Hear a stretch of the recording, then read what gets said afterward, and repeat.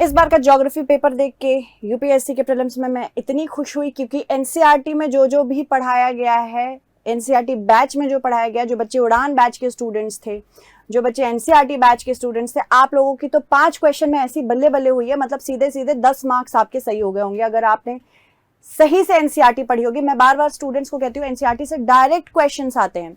ये कुछ 5 क्वेश्चंस मैं इसलिए कह रही हूँ क्योंकि डायरेक्टली हैं, कुछ थे जो इनडायरेक्टली एनवायरनमेंट के साथ और करंट अफेयर्स के साथ मिक्स करके दिए हैं। जो स्टैटिक पोर्शन था, जो एनसीईआरटी क्लास 12th और क्लास 11 से लिए गए हैं, वो एकदम without even changing the statement दिए गए हैं। इसलिए आई एम वेरी हैप्पी। चलिए बिना किसी डिले के मैं बताती हूँ, ये क्लास 12th की एनसीईआरटी है बेटा, क्लास 12th की ज्योग्राफी एनसीईआरटी जिसमें मिनरल सेक्शन दिया गया है, उसमें साफ साफ ये स्टेटमेंट्स दिए गए हैं। Studies indicate that carbon dioxide emissions from the cement industry account for more than 5% of global carbon emission, 12th class NCERT. Silica bearing clays mixed with limestone while manufacturing cement, इसमें coal के बारे में भी बताया गया है, class 12th NCERT. Statement 3, limestone is converted into lime during clinker production for cement manufacturing. Mineral industry जब पढ़ रहे थे हम लोग तब उसमें मैंने ये करवाया था, अगर आपको याद है तब आप आंसर आराम से दे चुके होंगे इसका। इसके अलावा scientific studies suggest that shift is taking place in earth's rotation and axis. Milankovitch cycle जो कि एनसीईआरटी में दिया गया है, आप लोगों ने पता नहीं ध्यान दिया कि नहीं दिया, पर NCERT has become the Bible of geography. इसके अलावा ये भी पढ़ाया गया है एनसीईआरटी बैच में। Solar flares and associated coronal mass ejection bombarded the earth's outermost atmosphere with tremendous amount of energy. आज भी हो रहा है जब डीगैसिंग की प्रक्रिया हो रही थी। Class 11th NCERT origin of the universe and the atmosphere of the earth, उसमें दिया गया डीगैसिंग की प्रक्रिया में 3-4 चरण बताए गए थे, जिसमें बताया गया था कि किस प्रकार से गैसेस को हटाया गया था और उसमें सोलर फ्लेयर्स भी बहुत काम आई थी। इसके अलावा अर्थ का पोल आइस मेल्ट होता जाएगा तो water tends to move towards the equator. ये ओशन करंट से साफ साफ है, बताया गया है कि ठंडी करंट्स पोल से इक्वेटर की तरफ आती है और इक्वेटर से पोल की तरफ जाती हैं गर्म करंट्स। दिस इज एनसीईआरटी बेटा। ये ज्यादा बड़ा नहीं होगा, छोटा सा सेशन होगा, बस मैं आपको बताना चाहती हूँ एनसीईआरटी छोड़ना मत, बहुत बड़ी गलती करोगे। हमारा एनसीईआरटी बैच ज्वाइन कर लो, जीवन में 5, 6, 7 जितने भी एनसीईआरटी से आगे क्वेश्चन आएंगे सब आराम से सही हो जाएंगे। Which of the following are the evidences of the phenomenon of continental drift.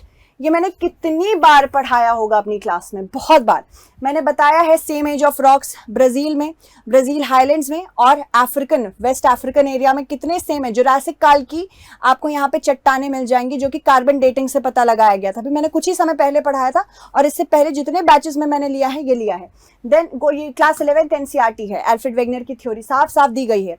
Gold deposits from घाना, यहाँ पे सिंपल सी बात है, मैंने आपको बताया था डायरेक्टली स्टेटमेंट लिए जा रहे हैं, डायरेक्ट स्टेटमेंट बिना इसको चेंज किए। ब्राजील प्लेटो के पास से बहुत सारी नदियां हैं, अमेजोन नदी है, आपकी मदेरा रिवर है, ये सारी रिवर्स इनके अंदर स्वर्ण युक्त शिराएं हैं, गोल्ड बेयरिंग वेन्स हैं जो कि घाना के तट पर डिपॉजिट करती हैं। और घाना के तट, ये सारे मैप्स भी मैंने इसलिए बना के बताए थे बच्चों को। देखिए ये क्वेश्चन तो आपका आराम से सही हो गया होगा अगर आपने ध्यान से क्लास की होगी तो।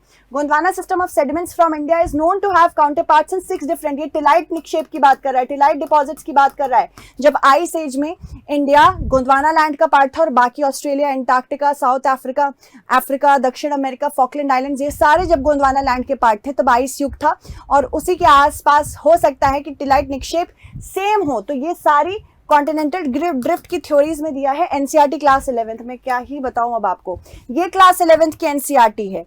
The amount of dust particles in the atmosphere is more in subtropical and temperate areas than the equatorial and polar regions। साफ साफ कॉन्सेप्ट है और पढ़ाया गया है, मेरी क्लास में भी एनसीईआरटी में भी दिया गया है ये सब कुछ बेटा। तो आपको एक चीज का ध्यान रखना है, एनसीईआरटी को तो छोड़ना नहीं है। Class 12th NCERT, rock system, सारी class 6th NCERT and class 12th NCERT इस तरह से मैच करके यूपीएससी दे रहा है। In the context of effect of water on rocks, ये केमिकल इरोजन की बात हो रही है। Chalk is known as a permeable rock पढ़ाया हुआ है। तो बेसिकली हम आपको ये, हमारी जितनी भी एनसीईआरटी की चली हैं उसमें मैंने ये सारी चीजें पढ़ाई हैं। I am so confident in the technique that I am using for teaching and I am so confident in Utkarsh classes कि ऐसा आपको अभी बाकी फैकल्टीज के भी एनसीईआरटी के डेफिनेटली विश्लेषण मिलेंगे, हम इसके आंसर्स भी लेके आएंगे। बस आपसे एक विनती है, एनसीईआरटी ना छोड़े और हमारा एनसीईआरटी बैच जल्दी से जल्दी ज्वाइन कर लीजिए, उड़ान बैच जल्दी से जल्दी ज्वाइन कर लीजिए, क्योंकि ये सिर्फ आपके मेंस के लिए नहीं बल्कि प्री के लिए भी बहुत जरूरी है। तब तक के लिए thank you so much everyone, धन्यवाद।